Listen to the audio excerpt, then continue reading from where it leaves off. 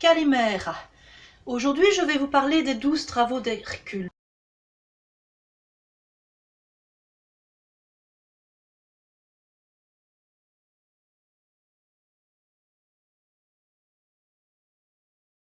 En réalité, il faut chercher cette raison dans le milieu familial d'Hercule, car il est le fils d'Alcmène qui fut séduite par Zeus, qui avait pris les traits de son époux.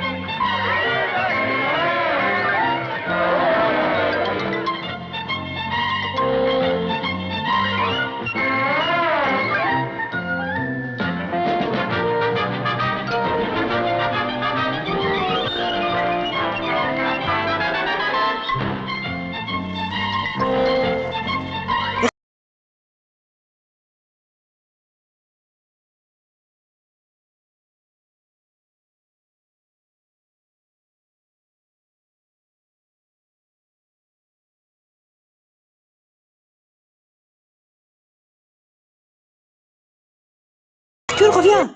Il ramène le lion! Quand il entend ces mots, Eurysthée est terrifié. Par Hercule ou par le lion? Il ne le sait pas lui-même. Ses yeux font rapidement le tour de la pièce. Une énorme jarre de bronze retient son regard. Quand Hercule se présente devant Eurysthée, celui-ci juge plus prudent de se réfugier à nouveau dans la jarre. Il est très impressionné et très agacé.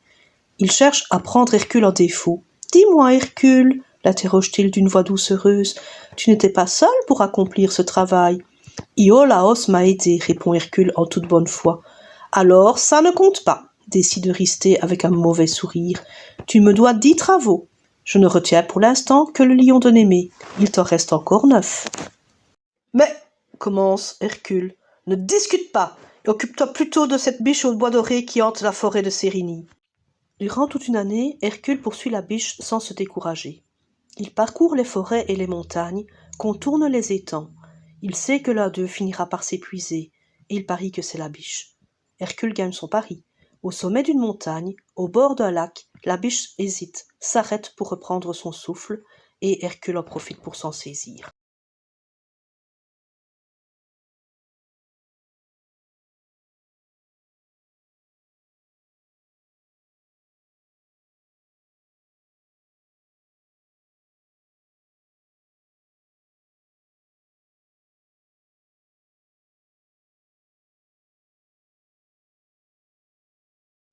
La neige se met à tomber en abondance. Hercule erre seul dans le froid, cherchant les traces de l'animal.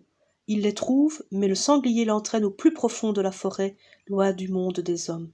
Un jour enfin, au plein cœur de l'hiver, Hercule le rattrape et le poursuit dans la neige jusqu'à ce que, épuisé, l'animal se laisse tomber au pied d'un arbre.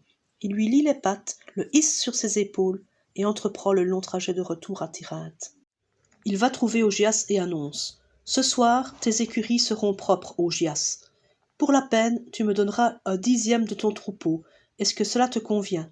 « Cela me convient, affirme Augias, convaincu qu'Hercule échouera. Hercule tourne le dos aux écuries et se dirige vers le fleuve. Augias ne comprend pas pourquoi, jusqu'à ce qu'il voie Hercule commencer à creuser. En un rien de temps, il a percé une tranchée qui part des berges du fleuve et arrive aux écuries. Les eaux de l'Alphée s'engouffrent dans la tranchée.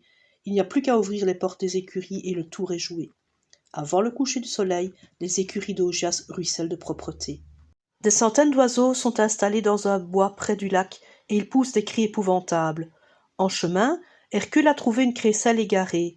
Il l'a fait tourner à vive allure. Le bruit est encore plus insupportable que celui des oiseaux. Effrayés, ceux-ci s'envolent et Hercule n'a plus qu'à les transpercer de ses flèches.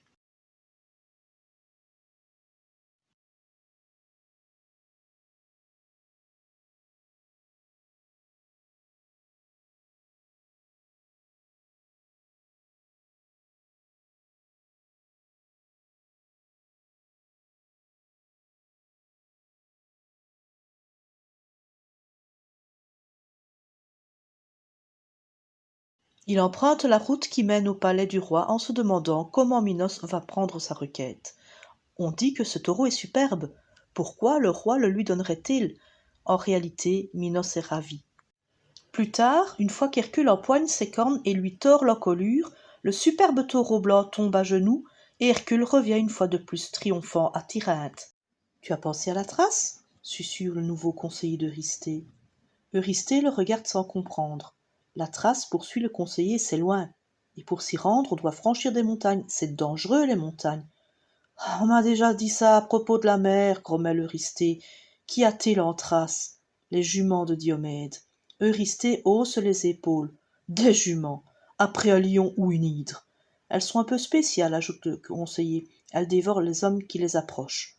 Des juments mangeuses d'hommes? S'exclame Eurysthée. Exactement. Demande donc à Hercule de te les ramener. On peut toujours essayer, soupire Eurysthée. As-tu entendu parler d'Hippolyte? La reine des Amazones, elle-même. On raconte que le dieu Arès lui a offert une ceinture magnifique. Je veux cette ceinture pour la donner en cadeau à ma fille. Elle lui ira moins bien qu'à Hippolyte, marmonna Hercule. Que dis-tu? Rien, tu auras ta ceinture. Jamais Hercule n'est parti aussi loin.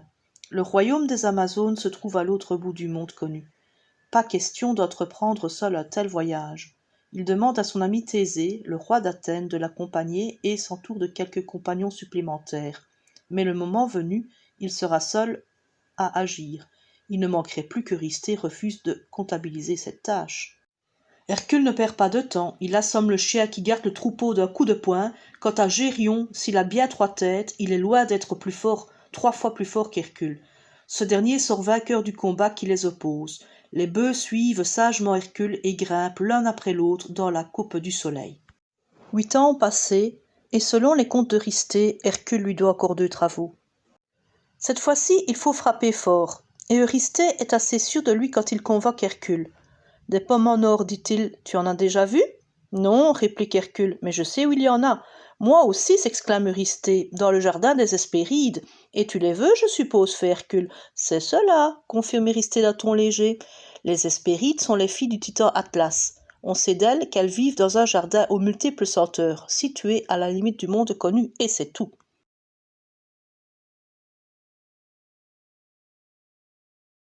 Eurysthée est furieux. Il a l'impression de ne plus quitter sa jarre. Il clame à qui veut l'entendre. Hercule se sort de toutes les situations. Où faut-il l'envoyer pour qu'il ne revienne pas? Aux enfers? Excellente idée, confirme son nouveau conseiller. Demande-lui donc d'aller chercher Cerbère, le chien aux multiples têtes qui garde l'entrée des enfers. Vous avez vu la belle gueule effrayante de Cerbère? Eh ben, Hercule a encore réussi son 12e travail, ou 10e, comptabilisé par Eurysthée. Et donc il peut enfin jouir d'un certain repos, d'une certaine tranquillité d'esprit. Mais il a toujours en tête l'idée qui lui trotte, que comme on lui avait dit au début de ses travaux, jamais il n'oublierait qu'il a tué sa femme et ses enfants. Mais il aura appris à se connaître mieux.